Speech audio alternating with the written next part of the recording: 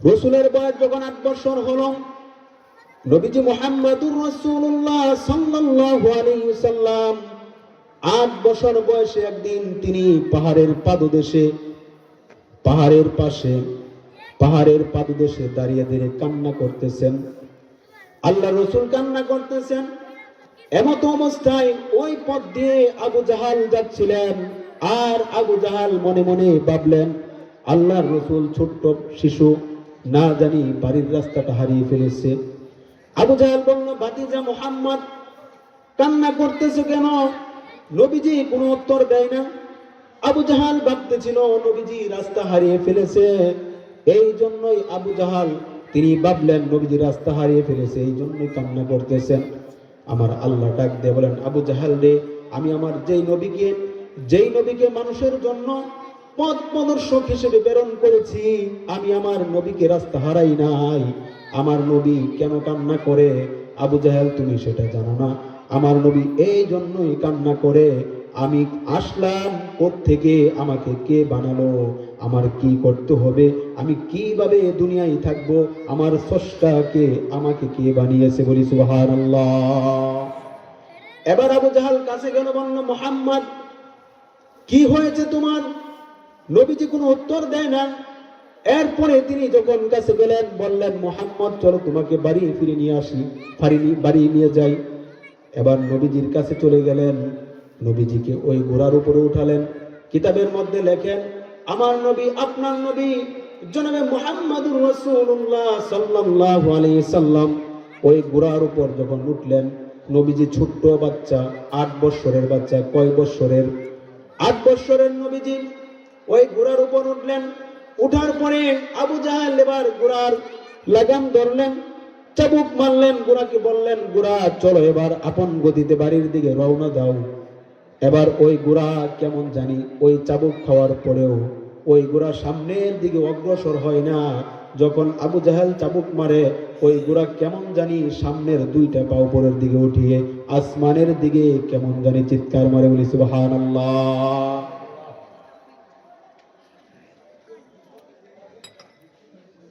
এবার আবু জাহাল বুঝতে পারলেন না। আবু জাহাল আবার ঘোড়ার লাগাম ধরলেন, আবার চাবুক মারলেন, আবার ঘোড়া তার সামনের পা 2টা উঠাইয়া আসমানের দিকে তাকাইয়া কি যেন বলতে থাকে। আর আবু জাহাল বুঝে না। আবু জাহাল চাবুক মারে, ঘোড়া এইরকমই করতে থাকে। আল্লাহ তাআলার কাছে ঘোড়া বলে, আল্লাহ আমার জবানটা একটু খুলে দাও, আমি আবু জাহালের সাথে একটু কথা বলতে চাই, বলি সুবহানাল্লাহ। এবার ঘোড়া বলে, আল্লাহ তুমি আমার জবানটা একটু খুলে দাও, আমি আবু জাহালের সাথে একটু কথা বলবো। কার সাথে কথা বলবে? আবু জাহালের সাথে ঘোড়া কথা বলবে। এবার আল্লাহ রব্বুল আলামিন ওই ঘোড়ার জবান খুলে দিলেন, বলি সুবহানাল্লাহ। এবার ঘোড়া ডাক দিয়ে বলে, আবু জাহাল তুমি আমার নবীকে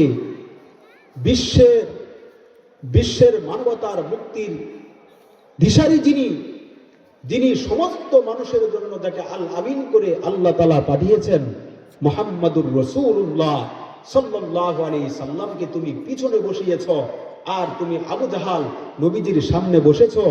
আর বসে বসে যদি আমার নবীকে, রহমতের নবীকে যদি পিছনে রাখো, আর আমি ঘোড়াকে যদি তুমি চাবুক মারতে মেরেও ফেলো, তারপরেও আমি ঘোড়া এই জায়গা থেকে 1 কদম অগ্রসর হব না, বলি সুবহানাল্লাহ। এবার ঘোড়ার আওয়াজ শুনে, কথা শুনে আবু জাহেল থমকে গেলেন, বলি সুবহানাল্লাহ। ভাইয়েরা আমার, ঘোড়া যদি, একটা প্রাণী যদি কথা বলে তাহলে আশ্চর্য লাগে না? এই ঘোড়ার জবান যিনি খুলে দেন তিনি কে? জবান খুলে বলেন, তিনি কে? এই ঘোড়ার জবান যেইভাবে খুলে দিয়েছিলেন, এটা কি আল্লাহর জন্য কোনো অসম্ভব না। আল্লাহ তাআলা এরকম ভাবে যাকে দিয়ে যখন অসম্ভবকে সম্ভব করানোর নামই, ক্ষমতাবানের নামই হলো আল্লাহ, ঠিক কিনা? ভাইয়ের আমার, এইবার আবু জাহাল ওই ঘোড়ার কথাগুলি শুনে আশ্চর্য হয়ে গেলেন, থমকে গেলেন। আবু জাহাল আশ্চর্য হয়ে গেলেন যে ঘোড়া কি বলে, এত আশ্চর্যের কথা বলে, মুহাম্মদুর রাসূলুল্লাহ নাকি আল আমিন, রহমাতাল লিল আলামিন। এবার আবু জাহাল চিন্তা করতে লাগলেন কি করা যায়।